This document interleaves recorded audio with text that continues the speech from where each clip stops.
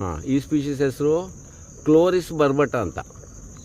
Okay, ಕ್ಲೋರಿಸ್ ಅಂದರೆ Greek ದೇವತೆ, ಗಿಡಗಳ ದೇವತೆ. ಕ್ಲೋರಿಸ್ ಅಂತ ಹೆಸರಿಟ್ಟಿದ್ದಾರೆ. ಕ್ಲೋರೋಫಿಲ್ಲು, ಕ್ಲೋರೋಫೈಟಮ್ ಎಲ್ಲ ಅದೇ ಹೆಸರು ಬರೋದು. ಕನ್ನಡದ ಹೆಸರು ಏನಿದಕ್ಕೆ? ಪದಕಣಜ. ನಾಯಿಗಳು ಕಟ ಪದ ಪದಕಣಜ. ಪದಕ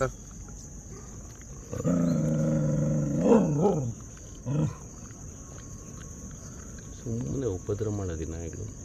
ಪದಕ ಕಣಜನ? ಹಾಂ ಸರ್. ಅಥವಾ ಪಾದಕ ಕಣಜನ? ಪಾದಕ ಕಣಜನೂ ಆಗುತ್ತೆ ಸರ್. ಪಾದಕ ಕಣಜ. ಆಮೇಲೆ ಇನ್ನೊಂದು ಹೆಸರು ಜಂಡೆ ಬಾಲದ ಹುಲ್ಲು. ಜಂಡೆ ಬಾಲದ ಹುಲ್ಲು ಏನು ಉಪಯೋಗ ಅಂತಿದ್ದು? ಹಾಂ ಸರ್, ನೋಡ್ತಾ ಇದ್ದೀನಿ. ಕ್ಲೋರಿಸ್ ಬರ್ಬಟ ಇದು ಎಲ್ಲ ಕಡೆ ಕಂಡು ಬರುತ್ತೆ ತೋಟದಲ್ಲಿ. ನಮ್ಮ ತೋಟದಲ್ಲಿ ಕಳೆ ಇದು ನೋಡೋಕ್ಕೆ ಮಾತ್ರ ರಿಯಲಿ ಬ್ಯೂಟಿಫುಲ್.